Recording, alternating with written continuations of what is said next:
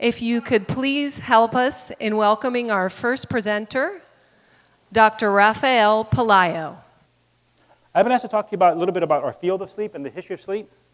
The Stanford Sleep Disorders Clinic was established in 1970, and we're the first sleep clinic ever established anywhere in the world focused just on sleep. Our founder is here, Dr. William Dement, so please welcome Bill Dement for us. Right. Any of us who have a job in sleep would not have a job in sleep if it wasn't for Dr. Dement. Millions of people probably have been, actually, it's been estimated that millions of lives have been saved by his work. Millions of people have been saved because just through the work on sleep apnea. The idea when they set up this clinic was every single condition you can think of, any kind of medical problem you can think of, may have sleep manifestations to it. And it never got put into a single place. So we think about the internal medicine of sleep, right? Any disease you can think of, well, how does it change when you're sleeping? So we created a medical clinic along those lines. And when he opened the clinic in 1970, initially they struggled to get 4 patients a week. That was how it all began, trying to get 4 a week. And it was hard to get 4 patients a week until 1972 when Christian Gimeno, who some of you may have met, he came in and he started focusing on sleep apnea. Dr. Dement's focus initially was on insomnia and on narcolepsy. But Dr. Gimeno came, he started looking at this whole idea of sleep apnea. And that's what blew everything up. So the history of the clinic is very interesting because between 1972 till about 1981, the only treatment that was effective for sleep apnea, some of you may know, sleep apnea being a condition where people stop breathing in their sleep. Think about it. In sleep apnea, what happens, the brain says, I'd rather sleep than breathe, right? In sleep apnea, the brain says, sleeping is more important than breathing. So you actually stop breathing to continue sleeping. And this actually has, obviously, health ramifications for it, and people would die. And back then, they knew that if you stop breathing more than, I believe, 30 times an hour, you had a 25% chance of dying within 5 years. So that's what we're dealing with. We knew that people were dying of this condition, and they were told, go home and lose weight. And the ones who told to go lose weight didn't lose weight, and they died. Or they had car accidents. A lot of things happened to them. But the only treatment that was available in the early 70s was simply a tracheostomy, put a hole in somebody's neck. That was it. If you put a hole in somebody's neck, the sleep apnea was cured because you bypassed the obstruction. Sleep apnea is a problem of the throat. The biggest thing in our throats is our tongue. The tongue must lay backwards, and that's what block your breathing. So the treatment for sleep apnea, for 10 years, people came to our clinic, and it was the only clinic in the world doing this, was to get a tracheostomy, and that was it. Until 1981, when somebody came up with the idea that if you actually took a vacuum cleaner, you know the vacuum cleaner sucks in air one way and blows it out the other end?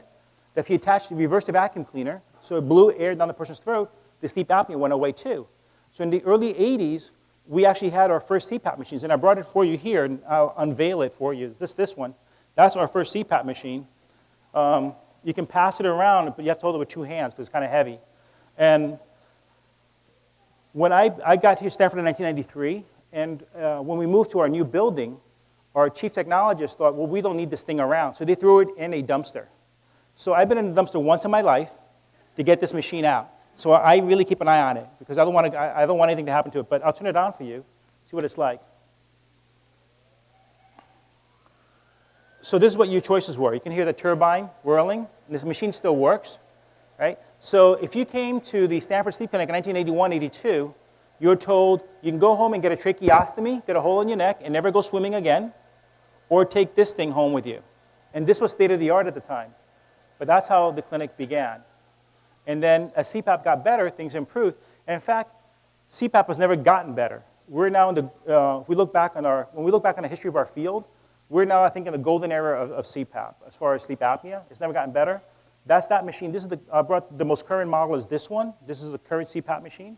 If you have not seen CPAP machines lately, this is what they're like now, okay? And this one works better than that one, okay? But now you can see how small they are, and they're meant for travel. So things have gotten better. But that improvement and that progress happened within this program. So that's Bill Dement, and he's doing some research on a cat back then. So a lot of early sleep research was done in cats. Dr. Gimeno set up our program, and then that's a more recent photo of Dr. Dement. We actually had a party a few years ago celebrating the history of sleep medicine, and we held it at what's the place? It's Garcia's the name of the house where we had the party, to where the early sleep research was being done. Anyway, we'll move over. Jerry House. It's not Garcia House, Jerry House. Thank you. Excuse me, guys, Jerry House. It was named after Jerry Garcia. So what is sleep? Very simply, sleep is a recurrent physiological process that's restorative. The one thing we know about sleeping is that it feels good. Okay? And I'm really glad that Dr. Dement's here with us. When I picked him up, I had lunch with him today, and I was going to bring him to my house to hang out for a while, but he says, no, I'm going to go home and check my email, he told me. Well, when I picked him up today, he told me, well, you know what I think? If I only have 20 minutes to check email, I'd rather take a nap. So I think there's a lesson for you all tonight, that if you only have 20 minutes in your life, check email, take a nap instead. And that's what I learned from him today, and I keep learning things from him all the time. So that's where we are. So one of the things I was supposed to talk to you about is how is sleep controlled and the science behind sleeping. Because the thing that's interesting about sleep is it affects, obviously we all do it, and it's a restorative process. One of the earliest sleep scientists said, if sleep has no function, it's the biggest mistake evolution ever made, right? Think of how your life would be different if you didn't have to sleep. Think of the money you'd save when you travel. You spend more money on your hotel than you do on your airfare these days, right? You don't mind a cheap flight, but you don't want a cheap hotel room, right? So we do this thing called sleeping, but we put our lives at risk of being attacked. And it turns out that our brains are set up to protect ourselves while we're sleeping. And one of the nice things about the sleep program in general is from the very beginning, it was a multidisciplinary program. Dr. Dement is MD, PhD. We're in the Department of Psychiatry. Dr. Gimeno is a neurologist. We have psychiatrists working with us. We have pulmonologists. We have surgeons. We have dentists. It's a multidisciplinary program. And it has to be this way because sleep demands it. Okay? Sleep involves the entire body. So to determine when you fall asleep and when you wake up, we've always thought of it initially as this simple idea, like the longer you're awake, the more sleep you need. That makes sense. The longer you're awake, the more sleep you need. That's called homeostasis. And sleep does that. The longer you're awake, the more sleep you need. But it doesn't really explain why we get drowsy in the afternoon, right? Despite, we blame our lunch, but breakfast doesn't make us sleepy. And then we have dinner, and then in the evening we get more alert. It turns out there's a modulation to our alertness that occurs. The circadian rhythms. And by the way, the circadian rhythm modulation research just got the Nobel Prize, right? And they did that on fruit flies. So the similar genes happening there are happening with us. So there's a modulation that occurs. We get drowsy when our temperature is at its lowest point. Our core body temperature drops, we get drowsy, and the temperature picks up, we're more awake. And our lowest body temperature is around 4 or 5 o'clock in the morning for most of us. That's why you may find yourself struggling to sleep, and then when you finally get some sleep, then you just got to pop awake. And a lot of people are affected by insomnia. And one of the nice things is that a lot of our patients with insomnia do get better. The circadian rhythm research and some of the research Dr. Mignot is going to discuss with you in a few minutes, think about it. We talked about how light is involved. Think what's happening. A little bit of light gets into your eyes, changes your genes, and it changes your behavior. Just with a little bit of light coming into your eyes, and how that's modulated, because the brain has to predict dawn and dusk. So there's really great science involved in this. But the brain is not just about the amount of sleep or the quality of sleep. Also, your state of mind affects all this. Are you looking forward to sleeping, right? Are you dreading tomorrow, right? And this influences how you sleep. So the nice thing I like about sleep is that we don't separate the mind from the brain. It all goes together, right? And that's, again, the approach we have as a multidisciplinary group. My job, I've been a sleep physician here since 1993. I take care of kids and adults. I love my job. My job is fun. And the reason I like it as a doctor, it's a fun gig because most of my patients get better. It's unusual for a patient not to get better. So any of you who have sleep problems, I know people have sleep problems, if you see a qualified board-certified sleep doctor, you're going to get better. It's unusual for somebody not to improve.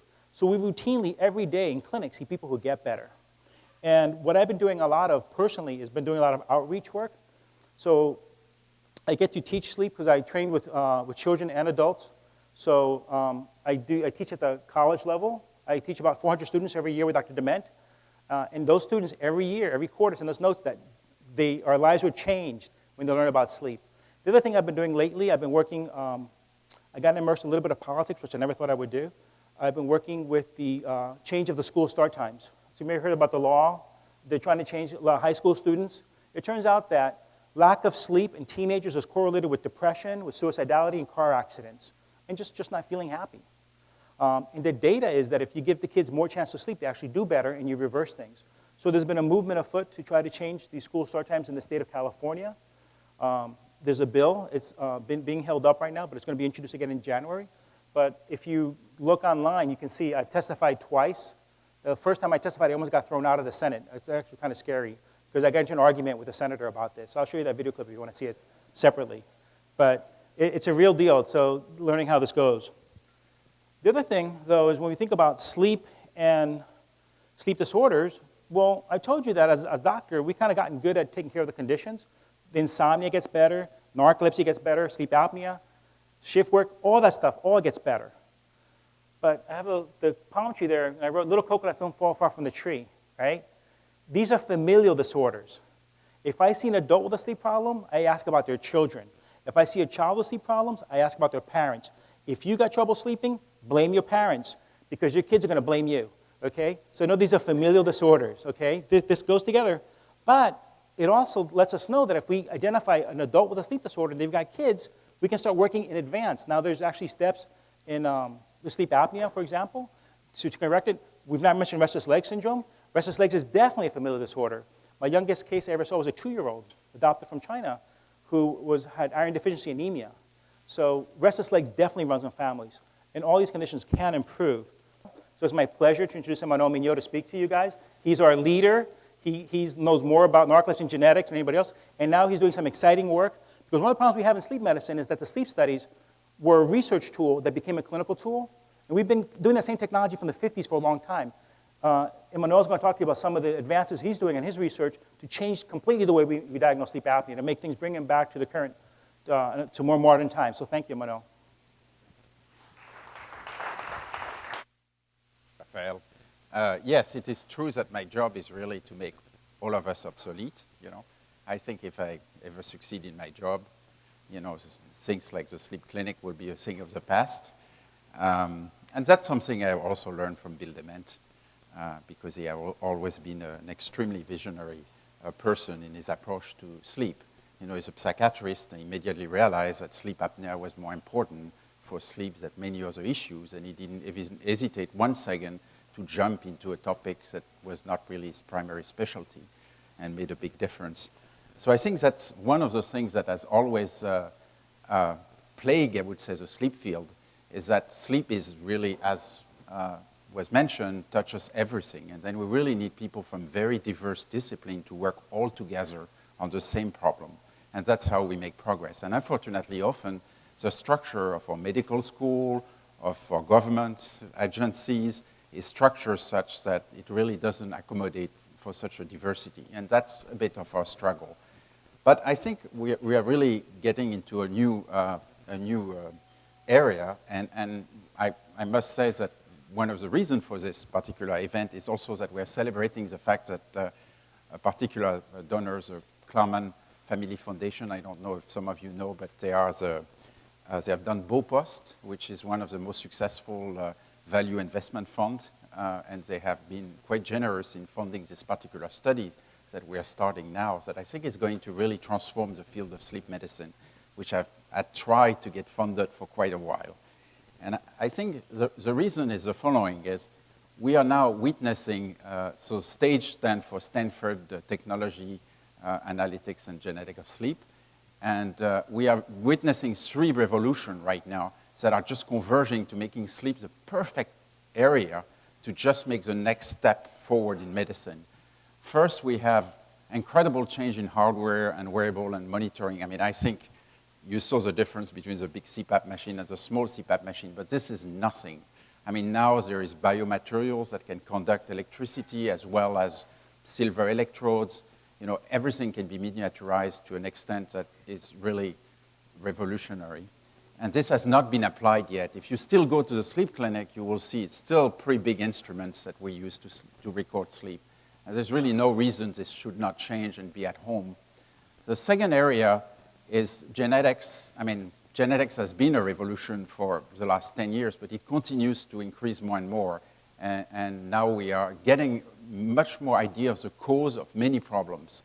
And as usual, sleep has been the last thing to be applied, sadly, because again, it's a bit harder to get people to fund sleep, unfortunately.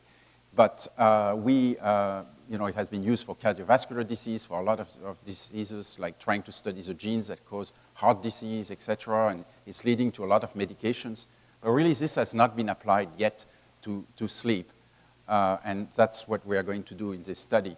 In addition, there is a new revolution that's coming that's called proteomics that I'm going to talk to you about. It. Genes produce proteins, which is a constituent of your body. Until recently, it was easy to measure genes, but not many proteins. And now it's becoming easy to measure many proteins. And then finally, and I mean, everybody has learned of machine learning, even in your sleep, you probably hear it. But we really started a few years ago, but it's actually an ideal method for studying sleep. And I will show you some example. So this study will aim at really finding a new biological understanding of sleep and sleep disorders, where we don't know much. And of course, it will have a lot of clinical and consumer applications. And the key here of that study is we're going to study, as I will explain, 30,000 people, with a very large range of different measurements to try to really understand sleep and its genetic basis and its biomarker basis. So this is what we do now.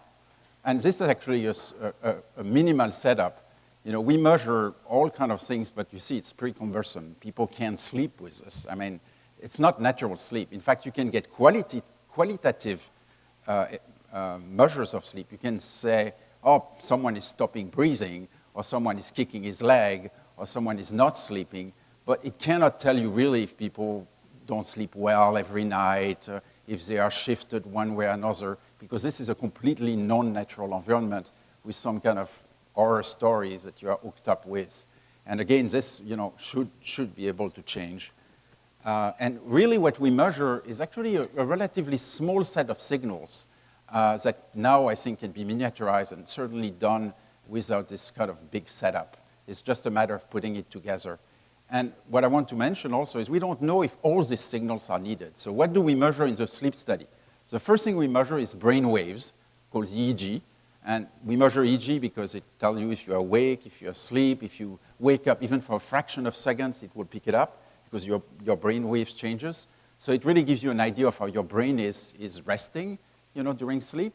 We also measure the muscle tone in the chin. Why? Because some of you may know, but during REM sleep, when you're dreaming, you're completely paralyzed, and your muscle tone kind of drops. And that's a way to detect dreaming and REM sleep. And it's very important because during REM sleep, sometimes apneas are much worse, and it's kind of a completely different stage of sleep that we need to analyze for sleep disorders. And then we measure leg movements because some people kick a lot during sleep. It's a sign of restless leg syndrome. That's another common sleep disorder. Then we always measure the eye movements because during REM sleep, rapid eye movement sleep, when you're dreaming, you also move your eyes. And then most of what we really look at is really breathing. So we measure breathing in the nose. If people kind of breathe through their nose, if they breathe through their mouths. We measure the sound of snoring, if there is snoring. And we measure the heart rate to see if the heart rate is disturbed by sleep apnea. And we also measure how much effort you expend when you breathe. And then that gives you an idea of, so we really measure breathing, movements, etc. But actually it's really, and with that we really conclude that's a typical night of sleep, how people fall asleep. You first go into a pattern of sleep that's more and more complicated, where you have certain waves that appear, and it's very stereotyped, and then you have these big waves, that's called slow wave sleep, and during that time your brain will rest. And then after about one hour, you switch from this slow wave sleep that's very restorative to something called REM sleep, which I mentioned you're completely paralyzed. You have these rapid eye movements, and you're dreaming. And then you go back to the non-REM sleep, and then you kind of oscillate like this. And it's especially in the mornings that you're dreaming. And the dreaming part is very important because, for example, for sleep apnea, often it's much worse during the dreaming part because since you're completely paralyzed, also your muscle in the upper airway are paralyzed, so your sleep apnea can be much worse. So that's what we study with this complicated setup. We study sleep stages, and if you breathe, if you kick your legs, etc. And truly, now there is no reason to not completely change the hardware we use. I mean, this is the way we do it, but you probably know we are in a very strange period of time because there's all these companies that are inventing these new devices that are proxies, but they don't measure very well. They measure 80%, but nobody really knows what you should associate together to have as good prediction as a full setup. That's a big problem, is a lot of these companies are trying, just actigraphy, for example, where they measure movement. But movement is not just all sleep, so it's really a very poor proxy. It just gives you a rough idea if your sleep is disturbed, but it's not good enough. Some other company measures, use some kind of sonar that kind of see how you breathe, but the same way it doesn't detect leg movements, it doesn't really do good job enough. Some people are now trying to measure EEG, which I think is really essential, the brain waves, but it's still, also they don't measure the rest. So I think we are just at a period where the technology is evolving for different sensors, but we don't know how to put them all together. That's a key question. What do you need? Do you need still the EEG for the brainwave? Do you need sound? Do you need this? I have my opinion, of course. I think with 3 or 4 sensors, we could probably replace this big thing and do as well. But it needs to be validated and it needs to be set up, and also there need to be some engineering work. So actually, one of the things that I'm hoping to do in the future is to go in that direction. And as you see here, there is even some people at Stanford in engineering, for example, Zian Bao, she's able to actually print microcircuits, completely directly on the skin, and you can actually measure EEG, for example, directly on the skin with this kind of sensors. So it's really changing very rapidly. The second thing that's changing very rapidly is, and it's a bit scary in some ways, is you have all heard of machine learning. And machine learning is at its best when it's supervised machine learning, when you are trying to have a machine do some things that a human does all the time. And what do we do right now? We have this big sleep study, and we have people who spend their time, oh, there is an apnea, there is another apnea, or people dream, don't dream. But so what we can do is really take humans that would score, all this sleep study for the different sleep stages, the different events, and we feed it to a machine network, a machine learning network. And actually, we have already worked several types of machine network that do as well as humans, even better than humans, in fact. So if you take a technologist and you ask them to do what they do every day, we have, how many technologists we have? Not enough. Yeah, but we have 25 people. Of course, they don't do like just scoring. I mean, they also monitor the patient during the night, and so that's most of their work. They put the electrodes, etc. But a big part of what they do is they look at the sleep study and they say, this person is breathing, sleep apnea, and they score the number of apnea, and they score the number of sleep stages. And all this now with machine learning, honestly, we do better than with humans. Even here, for example, it's 6 different humans that have scored a sleep study. And, for example, here, this 5 out of 6 have said it's REM sleep. And as you see, with the machine learning, we can also have, the machine predicts even REM sleep with a certain probability. So in summary, there's really no reason why all this scoring cannot be done by machine better than humans. And so that's one big, so there is a hardware revolution, there is the analysis revolution that's occurring, and then there's a genetic revolution. Why is the genetic so interesting? Because the genetic has no a priori hypothesis. That's what I love, is we all have, we all have a preconceived notion. Oh, sleep apnea is due to, the airways, that's a little too small, that's for sure, but the muscle is too soft, etc. But at the end, we really don't know for sure, honestly. And what's nice about genetics is that you can actually scan the interchromosome for genetic factors that may be involved in anything, and then what you find will give you an idea of the pathways that's involved. So for example, this is a result that I just got about narcolepsy, which I've worked on for many, many years. And we have scanned all the chromosome of thousands of people with narcolepsy for millions of different genetic variants on all the chromosomes. And then some of them are clearly very highly associated with narcolepsy, like 10 minus 50 or something. And when you look at the function of these genes, they all are involved with the immune system.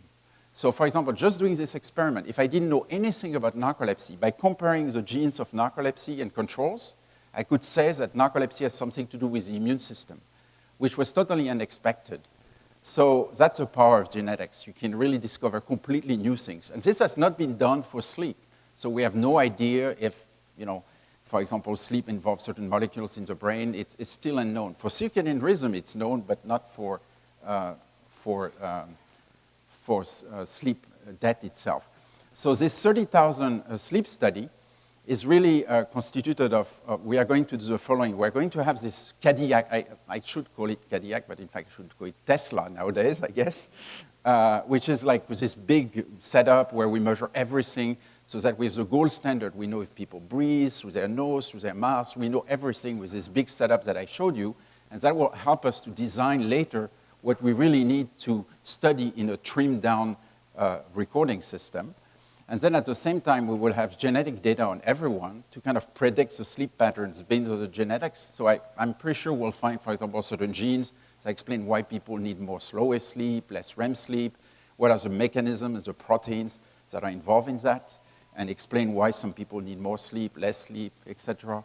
Maybe for sleep apnea, we'll find proteins that are important for the tension of the tongue. I mean, this is the kind of things we expect. And then we will also have 3D pictures because the face is also very important to predispose to sleep apnea. And activity monitors because we have the little wrist tachygraphy because everyone uses that.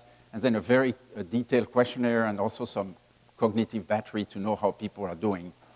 And in addition to the genetic, one thing I'm the most excited, and that's really my last slide, is in the past, so genes produce proteins, and proteins, they change with the environment. That's why they are measured in blood for a lot of tests. If you want to measure how your kidney disease works, we measure creatinine, for example. If you want to see if you have inflammation, we measure CRP. And of course, they are determined by genes, but a lot of things is the environment. So this is much closer to the disease itself. That's a blood test that you do. But you'll be surprised, the blood test that we still do is the same as 20 years ago. It's kind of stupid, honestly. And now there is some new techniques which have been designed that allows to measure about 5,000 proteins at once in 60 microliter. And it's quite amazing because instead of measuring a single thing to predict a disease, you can try to measure a composite variable that gives you much more predictive value for a disease. And I will give you an example that's almost scary, I think. Each dot is one individual, and we have used some kind of machine learning algorithm on all these thousands of proteins to find proteins that are correlated with age. So here we have the true age of this person, for example, and here is with just the blood measurements, we run this program completely independently that doesn't know anything, and we predict an age. And as you see, with a blood test, we can predict the age of people pretty accurately, within a few years. So, of course, there's some variation, but it's quite amazing that you can predict the age of someone with just a blood test. And I think we will be able to do the same thing to predict how much sleep debt people have, if they're very tired, what is their circadian phase, what time of their body clock is in their brain. This is a kind of research I'm very, very excited. So I want to add this to the 30,000 studies. That's one of the most exciting things. So what are we going to achieve? So I think this is what I hope to achieve. First, I want to understand the building blocks of sleep and sleep disorders, like understand really what is causing the sleep problem, because then you can act on them because you understand the problem. Maybe sleep apnea we'll discover has some other mechanisms that we didn't know about. I'm very interested in blood biomarkers. I've always been a translational researcher. I know maybe the most research talk of the three, but what I really want is to make a difference with the patient. I've never cared that much about the really completely esoteric research.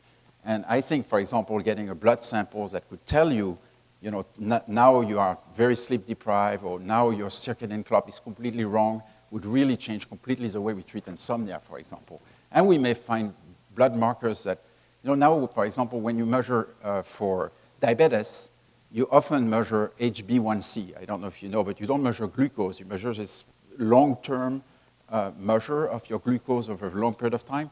I'm sure that we'll have something like this for hypoxia. So we'll kind of be able to tell if someone is exposed a lot to sleep apnea and have a measure of global severity, for example.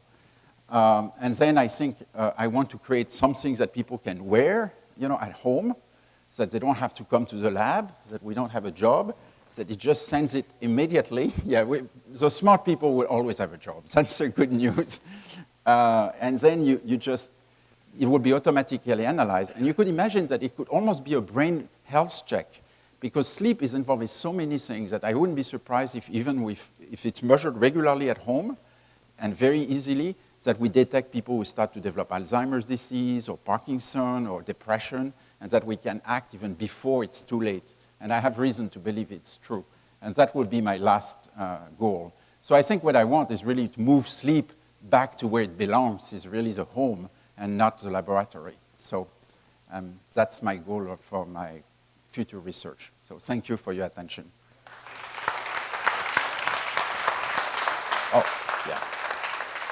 So now we have a third presentation is by Dr. Liu, who is a surgeon that has worked a lot on establishing new procedures to treat sleep apnea much more effectively, and he will tell you about that.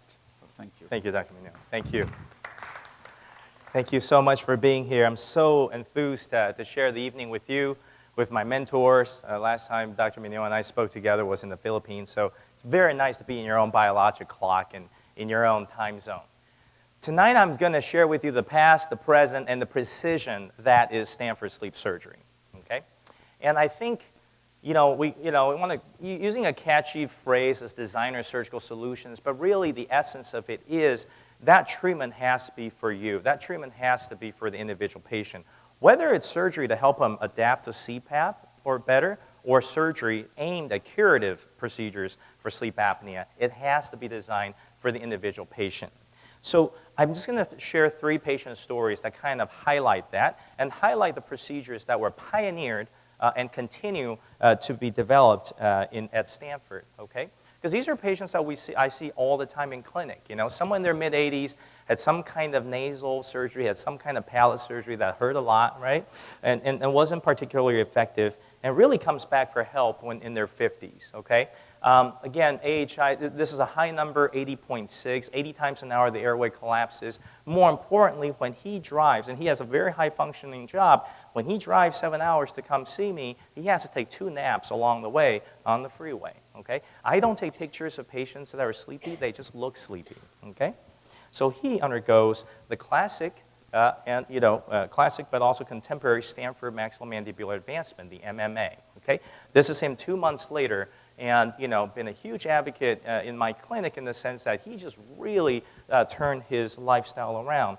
We've seen boring pictures like this where the airway gets bigger, and that's fine and all, but the idea is, the stability of the airway turned his life around. Now this conveniently then allows me to thank my mentors, because I have to thank these 2 gentlemen, Dr. Nelson Powell and Dr. Robert Riley, who pioneered sleep surgery. And I borrowed this slide from Nelson, who said, the Sleep Center in 1979 was on the 2nd story with a surgery clinic, and Dr. Dement was, convinced that we needed something better than weight loss or a hole in the neck, and they're absolutely right. And so this is how the MMA came about at Stanford. Dr. Riley, of course, actually I just operated with him today. We did an MMA on a 65-year-old gentleman, and then Nelson has always been my career mentor. And very much like them, I have both a dental and a medical background, and again, skeletal surgery and soft tissue surgery.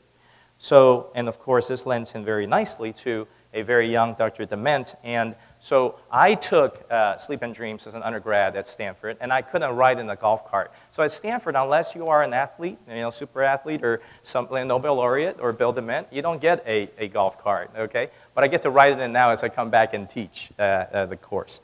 And the water guns to wake people up, and I always feel like I should come prepared with it. I wanted to understand why this surgery works, and in a nutshell, this is why. Because it confers stability of the airway. This is the airway 6 weeks after maxillomandibular advancement. And this is computational fluid dynamics showing that it addresses precisely the region of the airway that is extremely hard to address with any other surgery. But the thing is, we have to do this in a very comfortable fashion. Back in the day when they started, they wired people shut. Their jaws were wired shut for 2 months, and people still underwent that surgery because it was so effective. With virtual surgical planning, the idea is we have to establish the breathing, we have to improve the breathing, the bite has to be preserved, and the facial balance has to be also appropriate. So in a 2-week turnaround, we need to be able to do this operation so that a very sleepy, unhappy college student can get back to school in 3 to 4 weeks, okay? And never for a day was he bandaged shut. He was talking the day of surgery. He's eating in 3 weeks, and they, have a hard time getting him back in clinic. That's great. But Okay, but then what if you have someone else, a 25-year-old young female, an architect, a rising architect, but so fatigued she can't work, multiple nasal surgeries, she's super fatigued, super sleepy. What do we do for her? Are we really going to do a big jaw advancement? Is there not something better or something different that we can do? Long story short, I just want to point you to the fact that, if you look in your mouths or your child's mouths and whatnot, if you see a very narrow palate, you'll have to trust me that someone with a wider palate is going to have an easier time breathing during sleep. Because the roof of this palate is the floor of the nose. And establishing nasal breathing is critical to sleep. And so with no offense to anybody who comes from Princeton, I just tell patients, and they get this all the time, we need to change your high arch palate to one that is dome-shaped, okay? There's no bias whatsoever. There is no bias whatsoever. But why is it called a dome shape? Because I pioneered this procedure. Basically, look, all we want to do is to go sideways. So remember, the MMA goes this way. We also might have to go this way. And so this is distraction osteogenesis, which means growing bone. And if you don't grow bone when you're expanding the upper jaw, it's kind of meaningless, okay? So hence, dome was pioneered, and this was heavily discussed in the World Congress of Sleep this year. The idea is we can sneak in there and give you a centimeter of nasal bone, the nasal width, to breathe through, okay? And the end result is, if we look in someone's nose, you get this huge, nice channel to breathe through. The coolest thing is, besides the fact that in the first month you're going to deal with a weird little gap, when the jaw is expanded, the end result is we sneak in there, we don't change your facial appearance, and we give you a centimeter of bone in your upper jaw. And the end result is, look at her breathing now. Because of high-speed airflow, this is the epiglottis, it kind of crashes like an airplane wing. With a wider nasal floor, the breathing is much smoother, and hence it's stable. So again, that's not the same patient as what I had shown you, but this is what we would do for a younger patient. So let me end with the third patient now. And this is a patient who underwent the MMA with my mentor, Bob Riley. And actually, he has a very narrow jaw. If I had met him back in 1962 or 81, we would expand him before we consider the upper jaw surgery. Now, surgery always relapses. There's no question. The way to think about surgery is think about football, okay? If you're age 25 and your apnea-hypopnea index is 25, you're 25 yards away from touchdown. If we were to do nothing, okay, by age 60, you'd be on the other end of the field. Surgery is about playing field position, okay? Now, as a 49-year-old, now he's 64, and sleep apnea has crept back, okay? Again, a very renowned professor, can't tolerate CPAP, already had jaw surgery, so what do we do for him? So I thought it was really nice to publish in the paper where my mentors published original MMA, we stimulate his tongue. So with an implantable device that's ever getting smaller, the hypoglossal nerve stimulator, this thing is implanted, and basically the tongue does this little dance, and the brain sleeps, and he dreams, and he sleeps, okay? And so again, to kind of allow him to enjoy all these years for a CPAP intolerant patient. Okay, so we talked about the past, the present. So for the present, to be precision, there are two tasks we need.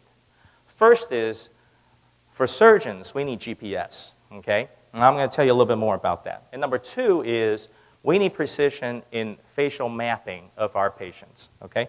Let me just give you a quick example. So I do a lot of this virtual planning, and I've published on virtual planning and anything you can operate on the face.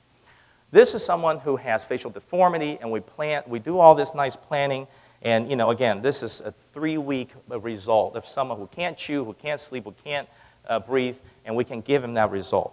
I'll be honest with you, though. These pictures are fun to look at, but every step that you're seeing here with this operation is still the same way, that surgeons would have been operating for 30 years. Meaning, we have Google Map. I can type in where I want to go, and I can get a printout. But when I get in the car, I have to put that map in my car, and as I'm driving, I'm still trying to read that map. And I have guests here who are working on self-driving cars.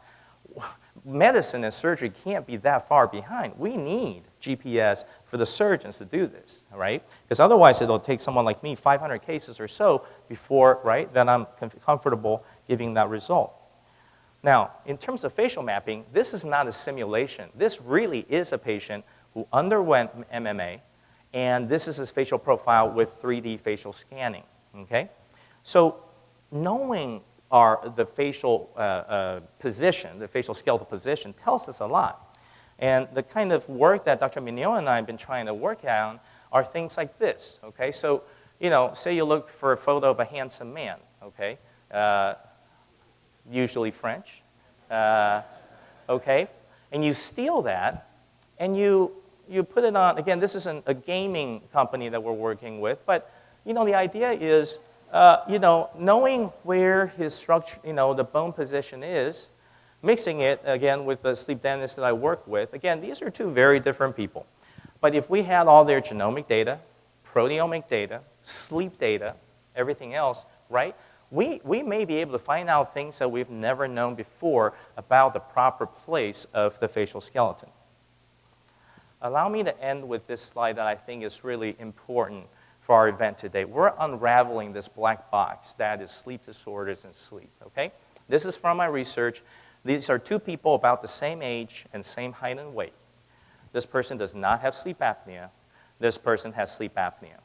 And I catch myself staring at this for a long time, and there are so many things I would do operatively for this person's airway. And then it's one of those things where you're like, why are you only just looking at a tiny part of the box? Look above. This is the brain.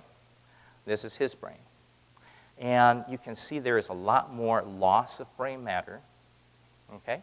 And these are 50-some-year-old patients. So starting from children with attention deficit syndrome to your hard-to-concentrate teenager, to your very irritable, you know, bed partner, to now early-onset Alzheimer's.